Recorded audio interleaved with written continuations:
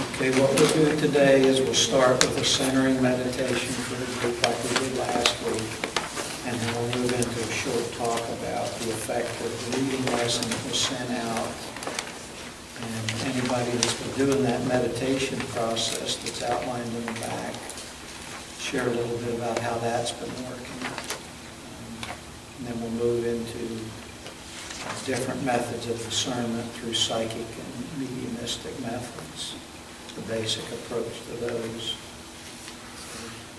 Let's just kind of find a place to relax and become calm as we go through a short meditation.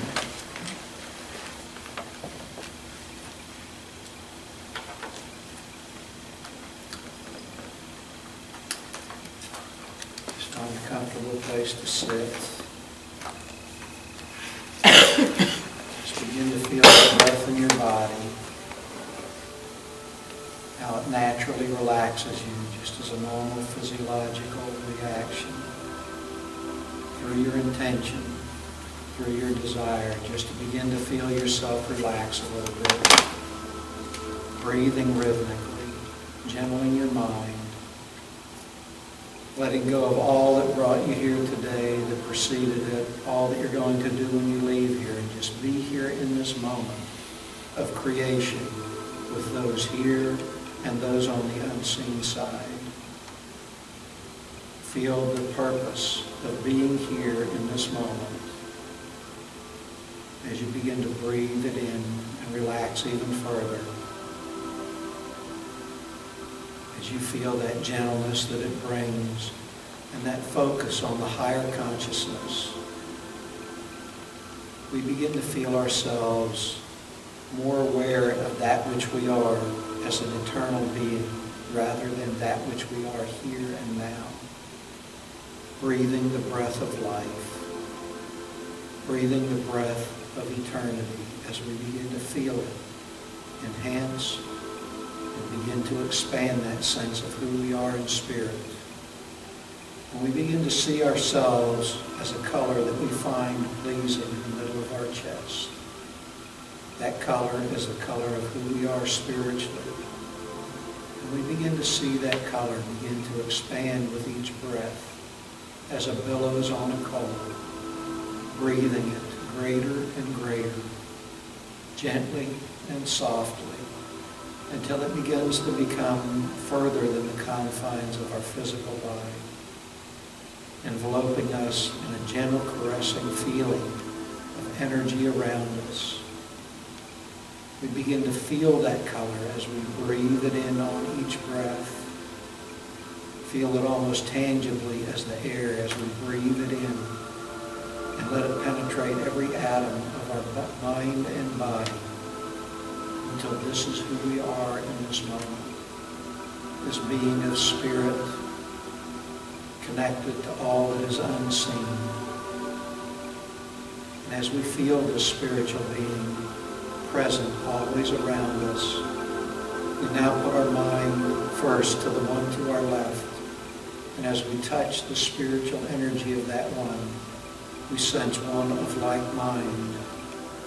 And as we feel that connection, it begins to ring back over us, around us, and through us, as if a musical note attuning us to the sense of that one.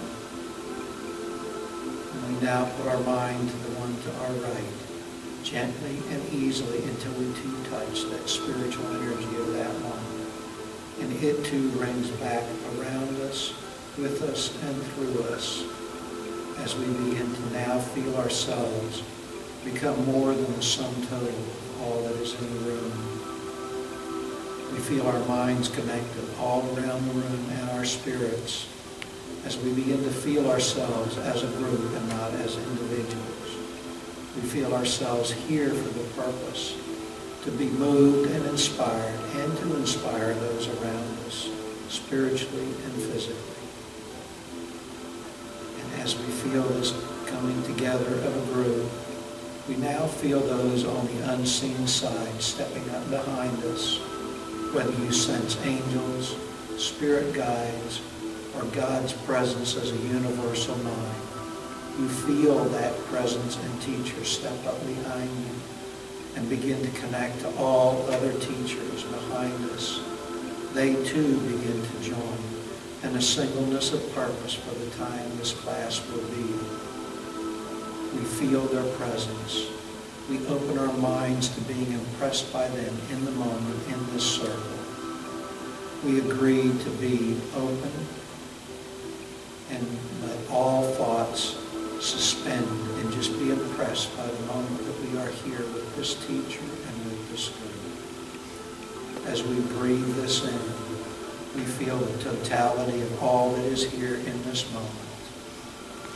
All that is here in this moment of creation.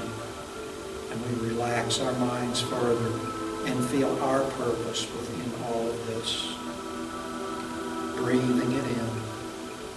Feeling our heightened spiritual senses at the front, the physical senses behind. And we begin now to feel that connection from God's mind to our mind. A connection that is always there, never wavering, never broken. We feel that moving over us with the grace of the divine, adding to the circle. And as we now become that which we are perceiving, we gently relax our minds back to the here and now, breathing, feeling the chair underneath of us, not severing the higher mindedness, keeping this higher consciousness as we come back, letting the senses and the higher consciousness blend together, co-create, coexist in this moment, in the physical. As we come back, we overlay the higher consciousness over the physical senses, making the physical senses heighten just a little bit more than they were. Gently coming back, feeling that union of the higher mind and the senses as the senses become active again. Gently breathing, gently holding the higher mindedness. As we begin to come back, avert your eyes to the floor and just begin to slowly open them and close them. Don't open them all at once. Breathing rhythmically, holding this connection with the higher consciousness as the senses re-engage, allowing this commingling to stay. Gently opening and closing, gently breathing and relaxing. Feeling yourself becoming back momentarily now to the here and now, to the higher mindedness of who we are. Breathing and being one. Keeping the higher mindedness with you and around you. Allowing this to be our perception as we hear and interact today. This is the true craft. Not to let the higher mindedness go as the senses come back. Keep the higher mindedness in consciousness. As you come back gently, you feel that heightened sense through the senses. That greater awareness that the senses now have of that which is around us. Perceiving through the spiritual and the physical. Gently coming back. Gently coming back. Taking your time.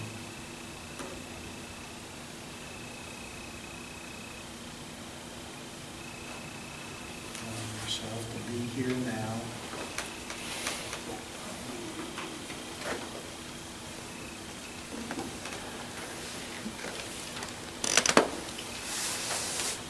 One technique I'd like you to remember how to do that when you come back. Too many people just sever that higher-minded consciousness and move back into their senses. And this is a lot like any meditation. The more you practice it, the more present that extended higher-mindedness will be as you go through your day. And at some point you'll begin to have both at the same time rather than one ascending and one decreasing. So however you do your meditations in the morning, do it like this. As you begin to come back, intend to hold that higher mindedness as long as possible through the day, through the moment, and pretty soon it'll begin to be a cohabiting part of your daily existence. And that's not to say that you're not going to get shocked or knocked off your game from time to time, because that happens to us. We're human beings. And part of the written lesson that I gave talked about that. It's all these written lessons are gearing you to understand who you are in total. The mind, the emotions, and the spirit, and the physiological effects of the body on all of that. So you have to be generally educated in all aspects. They all connect together. They all affect one to the other. And they're all just as important. The DNA and the cellular structure of who you are is just as important as the spiritual and psychic and emotional being that you are. And the more that you're not going to memorize these lessons, but just by reading them, your mind and your consciousness will be changed about what you think. You may not memorize, I'm not asking you to memorize what you read. Just expose yourself to this different thought process about the interplay of these different levels of existence. That's how it works, is you change your perception, you change your awareness, you expand your understanding of who you are and the effects of the things around you. So it's very interesting to take these lessons. Most of these lessons were tranced at some point and put down in writing. The meditation lesson that I gave is, like I said, it's a progressive meditation. It's the only one I know like that, and it's something I found from 20 years ago. It was written in 1988, tranced by my mother-in-law. She says she's not taking credit for it. But my mother-in-law and my first father-in-law were very big into this. They had organizations in New Zealand and the U.S. They were very large into this. And unfortunately, I was very much a hedonist at the time and didn't really care about much of this, but I did collect some writings, and I'm reviewing them again now. And this progressive meditation technique, don't rush it. It says to take 30 days with each phase of it, and I've given you the first 3 phases of it in writing and highlighted the parts. The original lesson I gave was just the highlighted parts, but after you got into the second and third exercise, it's important that you read all the background information so it gives you a sense of what the meditations are trying to accomplish. And what the meditations are trying to accomplish is to expand your physical mind powers through imagining and through different affirmations. It's a particular, everything you speak and everything you see sets up a vibration rate in your mind that echoes back through your body. I don't care what you think, what you see, it affects the vibration rate of your mind and your body. This meditation, series of meditations, is specifically geared to produce a very exact effect. And it does it in a step process. And it gives you tests at the end of each stage to see if you have accomplished it. It's based on visualization, and the test is a visualization. If you can do the visualization test, then you've accomplished what the first stage is expected to do. And each one of these stages can take up to 30 days. So take your time with it, don't rush it. Observe the effects on it. As soon as I started doing it, I noticed an immediate calming effect. And I noticed as I looked out to perceive things, I got a sensitivity up here. And as a spiritualist, I understand that to be the pineal gland and the pituitary gland vibrating at a harmonic rate, creating a greater awareness. Because everything in your physical body vibrates at a rate and creates the attitude that you have. It creates your ability to perceive. It's all done inward, outward. It's not done outward and inward. Everything that happens to you vibrates your body, your mind, and your nervous system. So these meditations are geared to expanding the mind's ability, making you more aware of the mind's ability, geared towards being of greater service of those around you. It's not to make you some super being or somebody who can make millions of dollars. It's intended to make you a greater aware of what your potentials are, of what your responsibilities are as these potentials unfold. It gives you a finer sense of ethics and morals. It gives you a greater belief in those those things, and it makes you feel more connected to all that is unseen around you by your mind's powers expanding. So it's, like I said, that's why this last send out, I sent out the accompanying information so you can read what these visualizations are intended to accomplish at each stage. So don't memorize the stuff. The affirmations are a little wordy at times. I've made my own up because I'm not going to memorize stuff. It's when somebody brought up Sheldon brought up an interesting statement last time, that when you memorize things and have to go back into memory, you're coming out of your higher state. So rote memory is not the way to do this. Read it and realize that as you read it, your mind's vibration will be changed. Whether you memorize it, whether you remember it, just the concept that you go through of understanding what you read will change your mind. So the effort is what counts. It's not a test. It's not a memory test. It's not a 1 through 5 step process. It's an awakening as you read these things, not memorizing. You'll read this lesson a year from now, and you'll see parts of it that meant nothing to you now and will mean something to you then. It's a living text that unfolds, and you take it as you understand it. So don't be overcome by the wordiness. Don't be overwhelmed by the amount of material you have to read. You will read what you are inspired to read. You will be changed, what is intended for you to be changed by what you read. Reading more of it is not going to change you more than reading what you're intended to read.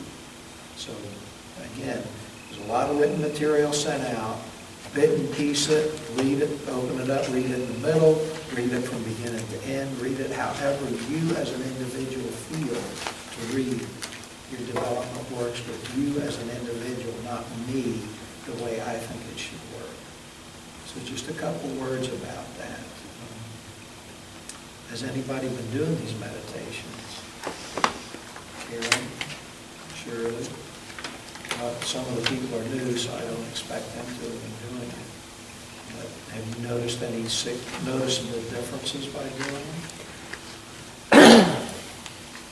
them? I basically stayed at the beginning. The first two that you had suggested, and yes, 2 weeks ago in class I had said it as I have noticed more of a calmness over me. And it was real trying last week. And I don't think last week I had the benefits of the meditations like I had before. Karen, can you share something? Well, I like the one with the ball of light. And so I did it one time, and the spinning was like, okay, are you spinning or not? So then I put it away for one day, and then the next day I did it, and then I went right in, and I could just feel it. The first part of the meditation that you're doing, Shirley, is to remove negativity from your mind. Remove the frustrations of daily life so that they don't accumulate within your mind and nervous system. And that's why the daily use of that does that. It clears that stored negativity out of your mind. And for those of you that haven't done it, it's a simple visualization. It's a very simple visualization with an affirmation. It doesn't take long to do it. It's not complicated to do. So if you had that lesson, read the preparatory text up to the first 2 exercises. One's very simple, and the other's a little more harder of a visualization. So please take time to do that if you can. Yes. Is that in this? Yes. Yeah, I'm still working with the first one, that you can do it for up to 30 days. I saw a second one in your notes. I didn't see a third one. You said there are actually 2 more after that first one in your notes? It was in the last email I sent out. If you weren't able to print it, you don't have it. Thanks. I'll get it. Thanks. The visualization I'm talking about is at the end of this.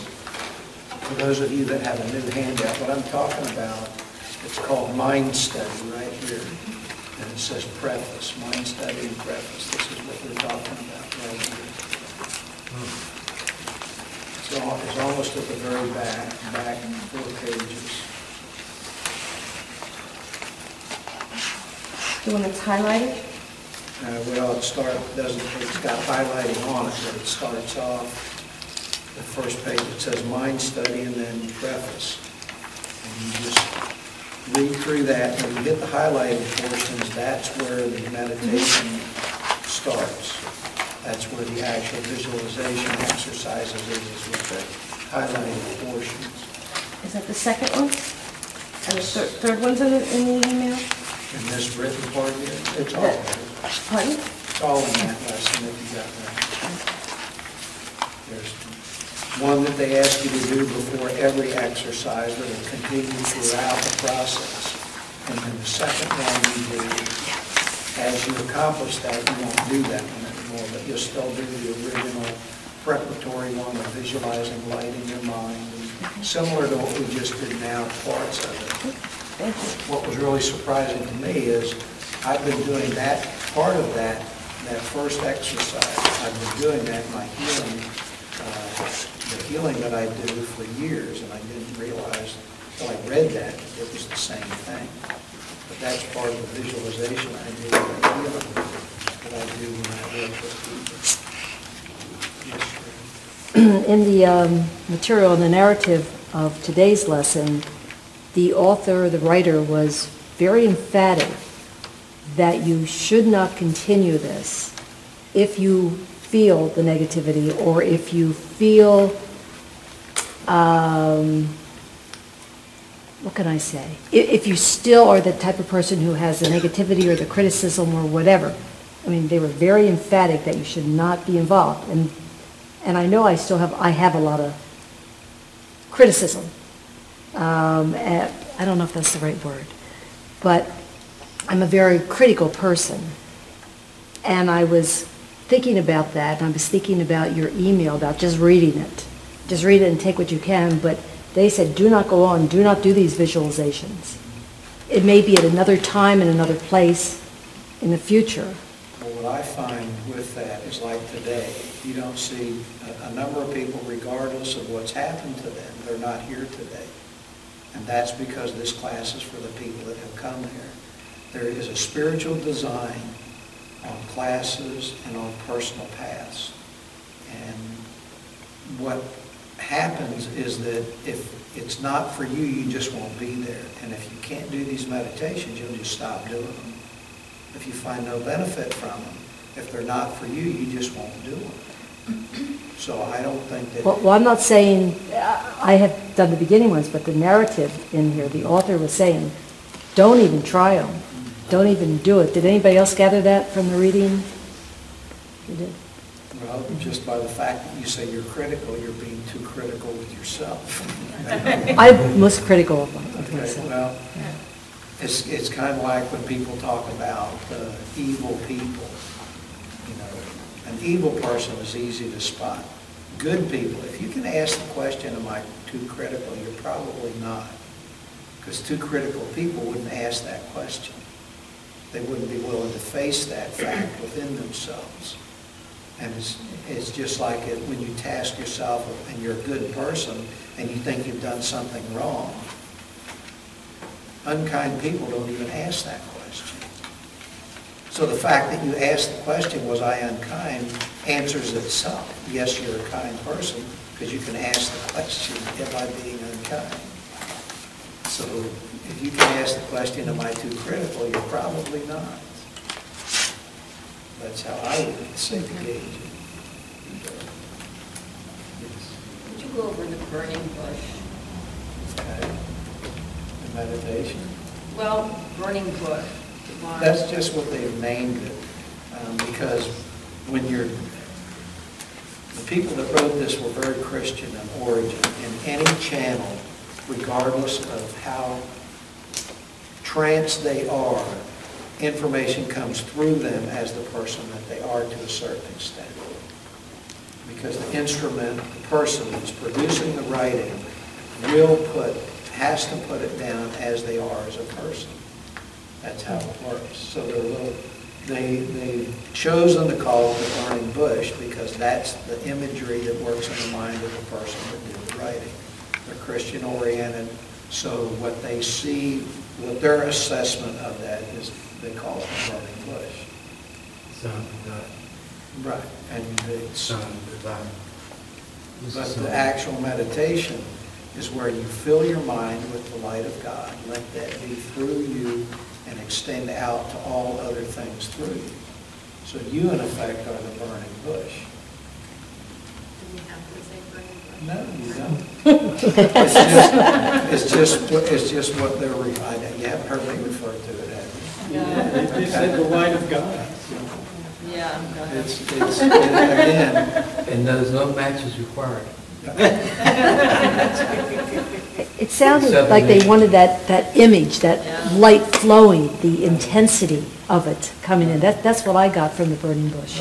again, it's Yeah. the combination of the visualizations and the affirmations cause your mind to vibrate at a certain rate. That vibration rate changes the thought process that you have, and it begins to make it. And it doesn't change you from who you are. It makes you more of who you are. So it's not like mind control or making you into a zombie or making you into this submissive type of thing.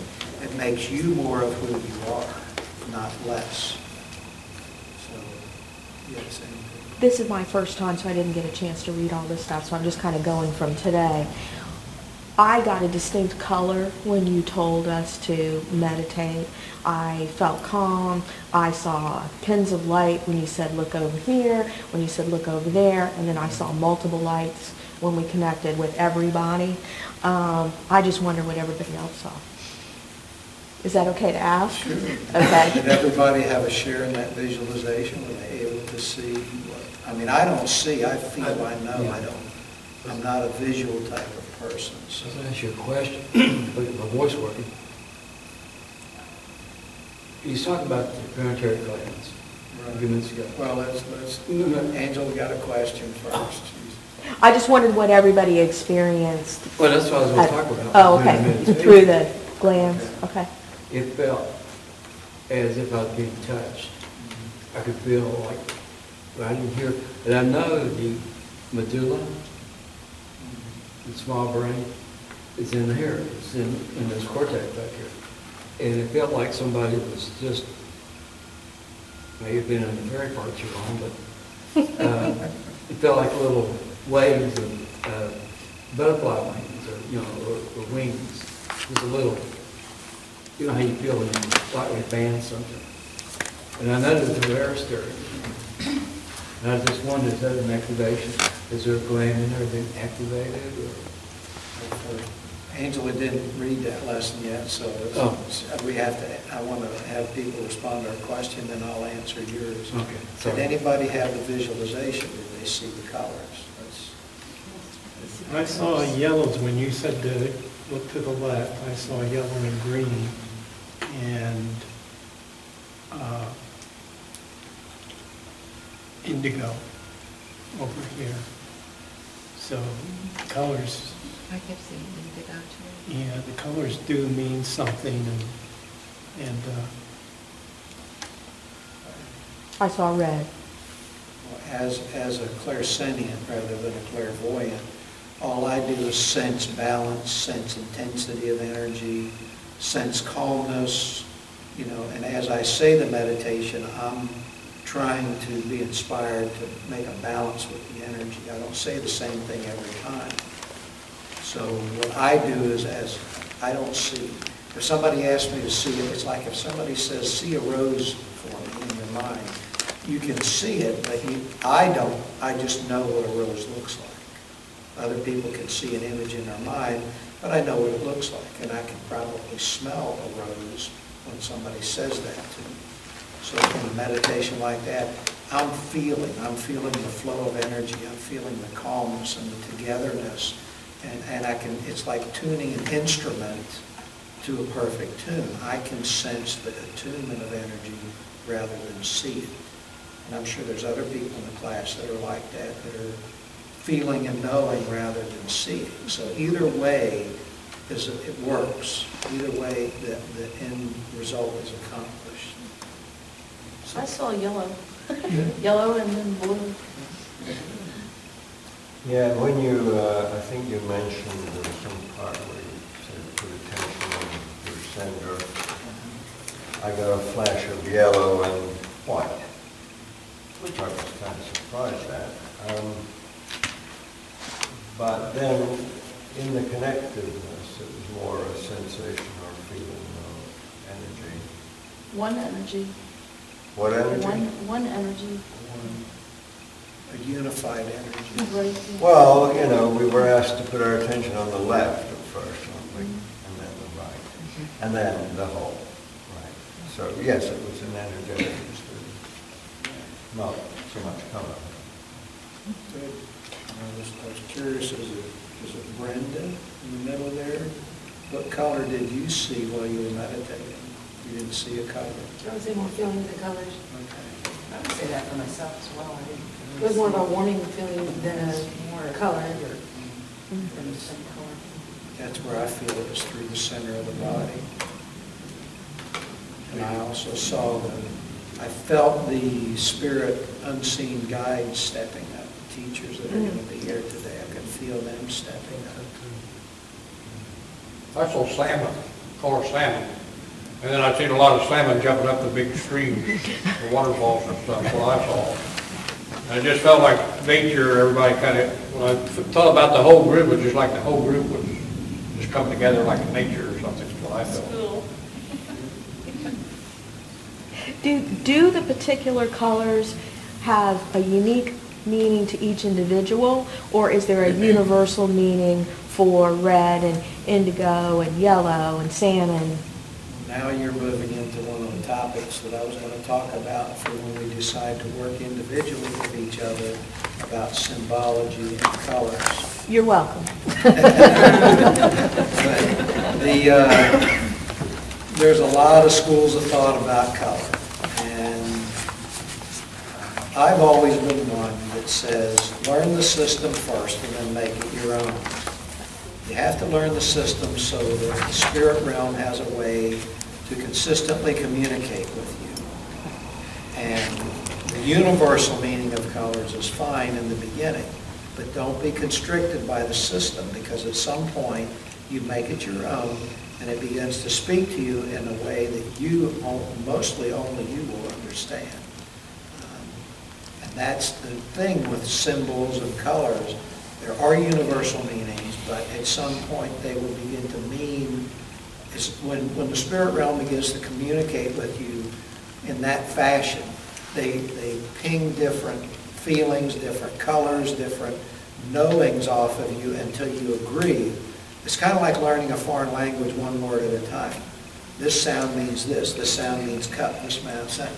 So once something means something, it always means that. And if you interpret the colors, it'll be, if you memorize the colors basically, and suddenly you see yellow and you go, well, I don't really think it means that, then trust that. Feel what it means to you. Remember what it means to you. But learn the traditional meaning so you can start. Some of the traditional colors will stay with you and some of them won't. So, like with me, the color black, it depends on the character of it. A flat black means illness and sickness. A shiny obsidian black means full self-empowerment. So, and other people say black is death, black is bad, and I don't feel that. So, as you work with the colors, it means to you what it means.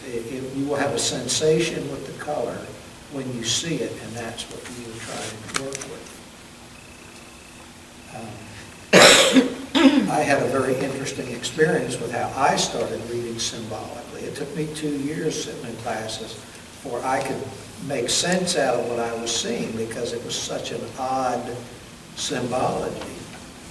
So stick with it, work with it, and don't, everything means something that you see. And you just have to sort out what it means to you. It's not interpreting it. It's feeling what the meaning is behind it. So it's a fine line between interpreting and knowing what's being tried to be said. Interpreting comes from the physical mind, and knowing comes as an energetic vibration rate with the symbol. So you have to be careful about confusing the two. because interpreting gets you into trouble when you're doing readings for people. With, again, symbols, there's a point where a symbol becomes a sign. A sign always means the same thing. So if you start off with the symbol, we won't get into colors too much, but if you start seeing, let's say, a particular kind of bird with somebody, and you begin to realize that that bird always means the same thing or the same character of thing.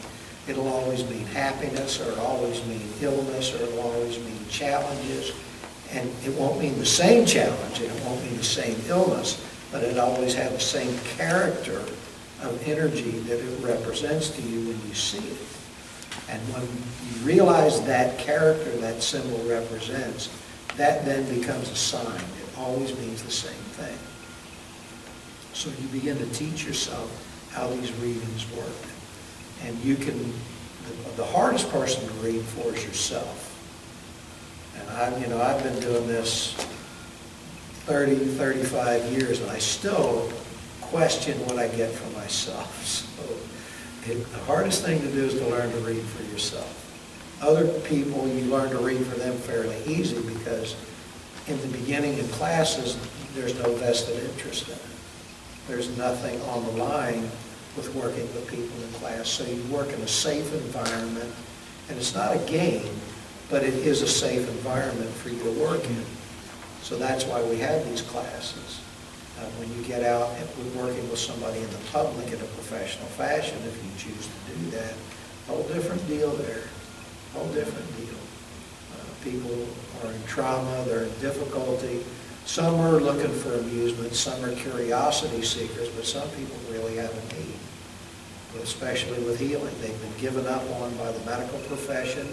They've been told to go home and die. They've been told that there's nothing else for them. And you're working with people that are spiritually and financially bankrupt.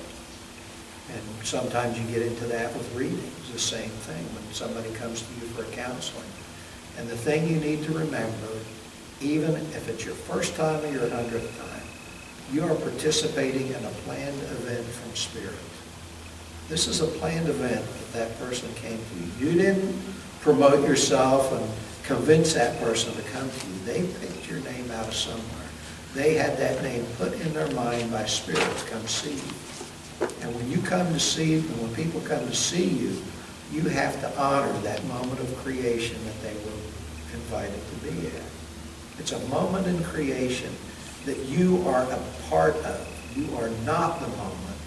You are not the reason for the moment, but you are an invited part of that moment from Spirit, just like the person that comes to you. So you realize you honor the divinity of it first in your mind, and then you begin to try to say what you see and keep the personal feelings out. Honor the divinity of the moment, and you'll always say what needs to be said. You won't have to worry about whether it's received right. Your honor is to the moment and the Spirit that's there to be worked with, not the person. You are a communicator from the unseen side to that person, whether it's for yourself, the first time, the last time, or with somebody else or a group of people. And as long as you honor the divinity of that moment and realize that it is a singular moment in creation, you will always be moved to say and do the right thing.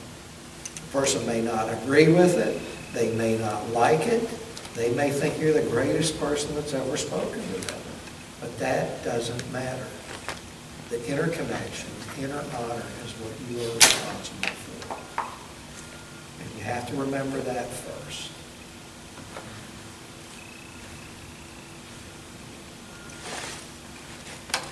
There's a quote from Albert Einstein that I thought was kind of interesting.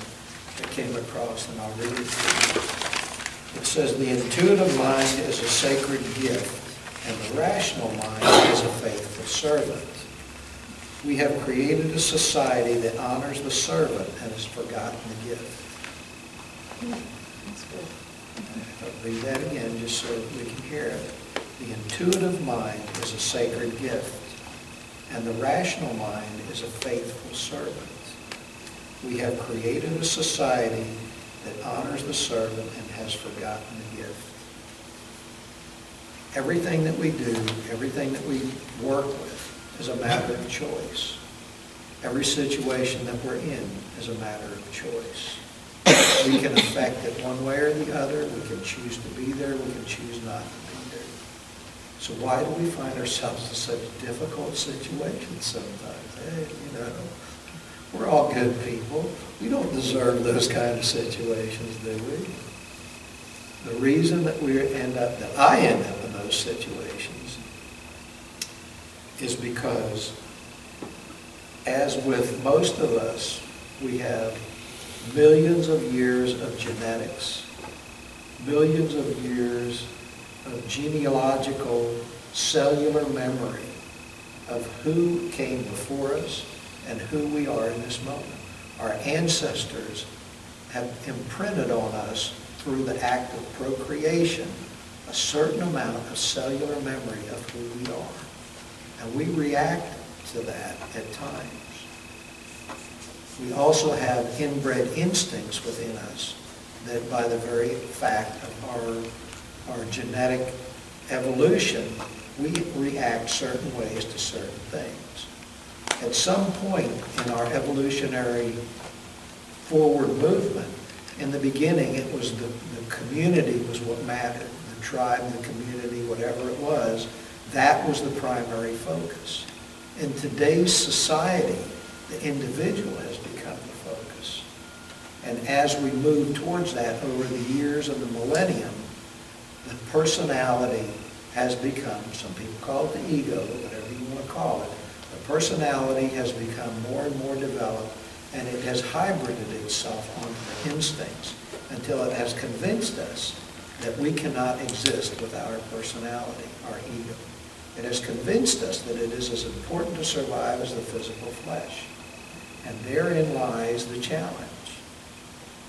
We find ourselves automatically reacting when we know we should act in a different fashion.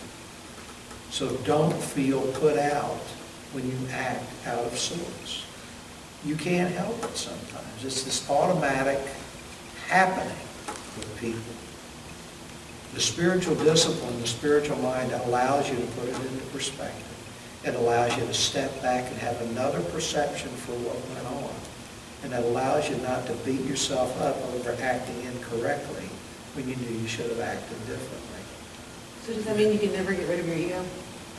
I don't think as long as you have a physical body, there's different level. Ego doesn't mean the same thing to me, it means to other people. Well, narcissistic. Well, yeah, the ego that's run riot is what you're talking about. You can get rid of an ego that's run riot where it becomes first with everything that you do. You can get rid of that ego where you begin to, well, you do it pretty much if you're a mother, if you've got siblings that you're involved with. You put their interests first at some times. So that's subduing that ego run riot. It's very hard to do with people that you're not biologically related to because you don't have that cellular connection. You don't have that blood connection with them, and that's what I'm talking about. You have this genealogical connection that's followed you, and it's exemplified by the very fact of how you act with your blood relatives. But that ego run riot can be more and more put down to where it doesn't drive your actions. You're always going to have some, you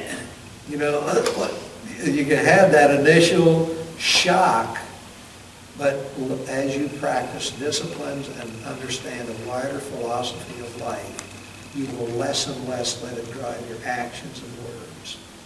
So you can minimize what it does, but you will never be rid of it completely. It may get to a point to where you initially feel that way and say, that's just not the way I'm going to be. But that will almost every time be your initial reaction until you work with it and work with it and work with it. Some people get to the point to where they have a spiritual reaction the first time. But there's always going to be that one time that they get caught wrong and they revert revert back to that animal that they are. So you can minimize it greatly, but to get completely rid of it, I would doubt that. If somebody says they have, they're not telling the truth. I don't think you can. It's almost like being in the now Right. 100% of the time. I don't think that's possible. Right. It's not.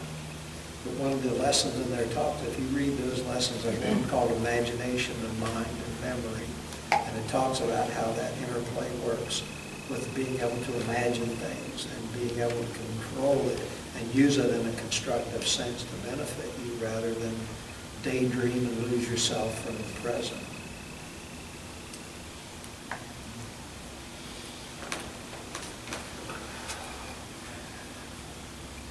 There's some interesting things that you can read as far as how your mind works. There was a text written called As a Man Thinketh, and it's up in the bookstore. I'm sure it's a very small book and very easy to read. And it's something that was written in 1905 by this, I feel ashamed, I can't remember the author's name. I think it's Allen. I forget the guy's name now, but he was a publisher of a large publishing magazine, and he read articles after articles after articles of every subject for 30 or 40 years as the owner of a publishing company. And he turned around and he wrote this thing called As a Man Thinketh, and it is an unbelievable, you can't believe how this guy comes at this process. And some of the things that he says, and I got it on tape, I used to listen to it as a tape. He talks about how your mind is like a garden. It's going to grow whether it's tended or not. And it's up to you if you let your mind grow without purpose and full of weeds, or it's up to you to tend that garden and make it produce viable, constructive things, producing the proper types of thought. And it's just a wonderful read. It just every 3 or 4 lines you're going, man, I got to write that down. Or I got to highlight that. And it's not the type of book where you have to read it from beginning to end to get anything out of it. You can read it for a couple pages and put it down. The tape is great. They may have it on site. I imagine they have it on CD by now.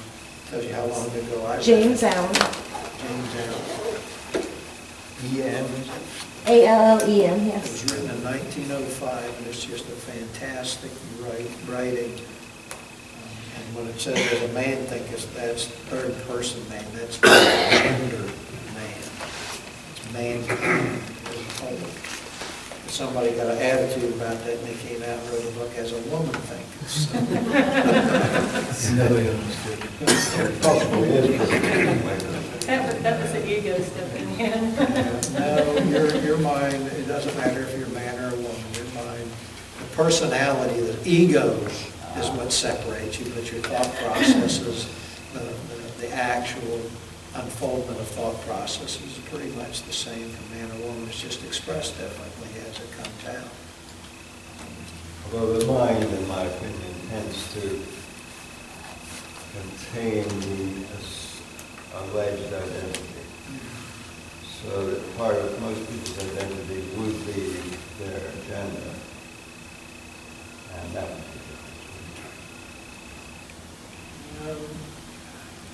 I think you're opening up a big can of worms with that kind of conversation, because now you're I don't think that as a thought process it changes. I think that as being a certain sex changes how you react to the world around you, and that affects the input of information. But I think thought processes are pretty much the same. Yeah. A brain is a brain is a brain. I don't think. Well, the brain is the same. But like this Opening class, another can of worms. there's just a few men in there, and a lot more women. And from what I've seen since I've been in Casadega, there's usually a lot more women that come to camp for reading than there is men. Is that because women are a little more sensitive, you think, or what? I think the personality of, and I'm not going to try to cram all men or all women into one one mold, but generally speaking, women tend to be more imaginative, they tend to be more creative, they tend to reach out more into the unseen realm. I'm sure there's more artists that are women, there's more songwriters that are women. That type of energy, women tend to have, as a personality being in this realm, they tend to have a softer approach. They tend to be more creative, and the very nature of who they are, being the one that procreates life, it extends to the way that they perceive the world too. So I think that they are much more flexible about changing their mind themselves, not being impressed to change their mind by an outside source, but internally they tend to be more flexible and more fluid with how they change their minds about things or accept new thoughts. Men, once they hit about 30 years old, tend to be very specific, very blinder-oriented, not looking right or left, and don't tend to accept a lot of things unless it's a bang on the head with a 2x4 to make them change their view. There has to be something really catastrophic to a guy to make him change how he thinks once he gets about 30 years old. And there was a sheriff, the first black sheriff that ever got elected in Mississippi, ran on a platform similar to that. He said that all men that create a first-degree felony should be locked up until they were 35 years old and let out after that, because once they get out, they're either going to be straight or they're going to be criminals for the rest of their lives. So he kind of had that same feeling, that that's your answer to why most men, it's not a matter that women make better mediums or men make better mediums. It's that on the surface, to get through that personality that is, again, part of the genetics and part of the instincts, that's how a man unfolds generally in the society and in the environment that we're in. Women tend to be much more open about things. So men hold on to their egos more. Well, they do, but it's the genetics of who they are. They've always had to be the one out front. Back in the older times when we were community-oriented, it was the man that went out, the man that was the one that was sacrificed or put on the front lines for the military or defending. It was always the man that had to stand up and defend. So they couldn't allow themselves to be focused right or left. They were very single-pointed and in the moment in order to do what their instincts told them to do. And women tend to be very more creative. They created the home. They're much more responsible for the evolution of the society as a whole because of the creativeness of what they did in the home, what they did with gathering. You know, they were probably, in the beginning, they were the first healers, the first gatherers. You know, they were the ones that saw more of their environment and were easier impressed. There was the first recorded medium on record was a woman by the name of Philosopher. And this is in a book called Prophets, Religions, and Seers by Peggy Barnes. It's a very small pamphlet, and it's a very interesting read also, because it starts off at the beginning and carries you all the way through to present day of how oracles and things like that have evolved. And she talks about the first recorded medium was a woman by the name of Veluspa, about 485 BC, with a tribe of people called the Hermans, who later evolved into becoming the race of the Celtic race. And they started off as a tribe called the Hermans in the northern steppes of Europe. And back then, women were little more than possessions and cattle. They had no rights. They couldn't speak to the issues of men at all. And Veluspa was in a wagon, and back then they used some really odd language when you read this book, because they talk about the black race and the red race of men in the same continent, which is not very likely in that era. So I'm not sure what they're referring to as that, but they said that two tribes of the red race of men, a father and a son, were about to go to battle and kill each other and have a big fight. And Veluspa fell into a trance in the wagon and saw a neighboring tribe of the black men. And I'm sure they're not talking about black men as we know them today. and that they were waiting in the bushes. They had promoted the son to challenge the father with his tribe. And what their plans were was while they were fighting and decimating each other, they would fall on them and enslave the entire both tribes that were there. And she saw this and spoke up as the battle was about to begin and between the two, walked in the middle of the battlefield, which she could have been killed instantly for doing, interfering in the affairs of men, and spoke with such conviction to the father and the son that they listened to her. Again, spiritual truth being spoken can't be denied no matter who you are.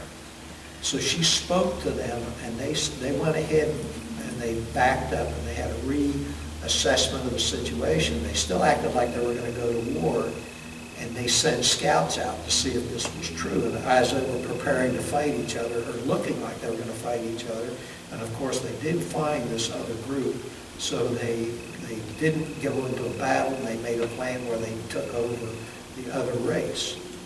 From that point on, Voluspa began to give oracles, and she took that insignificant tribe to becoming the dominating force in the northern steppes of Europe at that time, over a period of about 30 or 40 years. She also founded the Druid colleges. She was the founder of that group. I know we've all heard of the Druid, but she was the originator of that school of knowledge. And it's kind of interesting because in the beginning, there were, it's just like when the spiritualist movement started, there were mediums randomly all around that were doing the same thing, and the same thing happened with her. Women began to become oracles without her training, and they were all gathered to her because of the notoriety of who she was. And they began to guide their tribes through being oracles. And they used to sit under oak trees when they gave their oracles or their determinations, which is where the knock on wood saying comes from, because they think they're calling up the spirit of the tree to give them advice. That's where that saying comes from. So over the next 30 or 40 years, she only taught women to be oracles. She began to empower women of the era, but as has been said about the ego, this was about during the first outbreak of the Black Plague in Europe happened, and they were healers also as well as oracles. Women began to exhibit different traits for different things. So this college would only train women, and it began to train them for healing as well as mediumship or oracle or prophecy, whatever you want to call it. So the outbreak of the Black Plague happened, and they were unable to cure the Black Plague. And they began to, the tribal men began to get a little unrestful about this, and were reconsidering giving them quite so much authority. So they determined, Voluspa said that they had to send messengers to the gods with the message of the people, meaning human sacrifices. So that's where human sacrifices got involved with the Druid College. It wasn't until about 30 or 40 years after it had been established as a school of knowledge and training. So they started picking men to be sacrificed and be the messengers to the gods. Well, it became apparent that they were only picking the men of authority. And so to quell down this unrest, and all it did was create more of it. So they ended up taking her out of her position of power. And what happened again, as things unfold all around you, there was a man by the name of Rama, and he's mentioned in the Vedic literatures. This is the Rama they talk about in that particular text.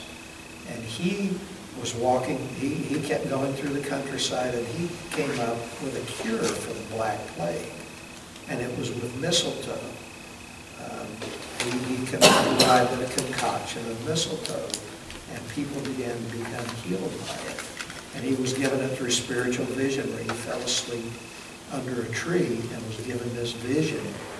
And so she kept summoning him to come and answer to the college of what he was doing. He would never do it. So finally the Council of Men got him and put him ahead of the Druid colleges. And women were still there, but men also began to become trained in that. So as you said, why are so many men not in this? Because it's not their nature. But it's interesting because Rama led the race even further. He led them over to different continents, and he would always take over the cities, but he would leave the governments in place. And so he just negotiated the treaties, and he left healers there, he left mathematicians there, and left their entire city government intact. And the Brahminic culture that was set up in India was set up by him, where you had to be from a certain caste to be a certain trade. So that's how that got set up. He organized all the faiths of India. So this guy was some kind of organizer.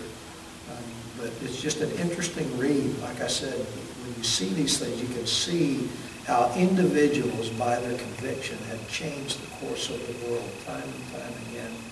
And I'm sure they never thought they were going to do that.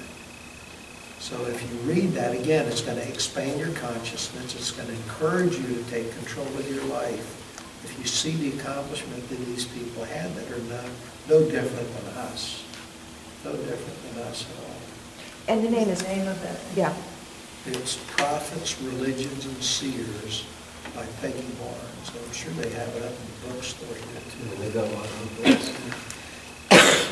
But it's, like I said, as you read these things, it just expands your awareness. It encourages you and makes you enthusiastic about your own development. And that's what all this reading is about. Let's take a break for about 10 minutes.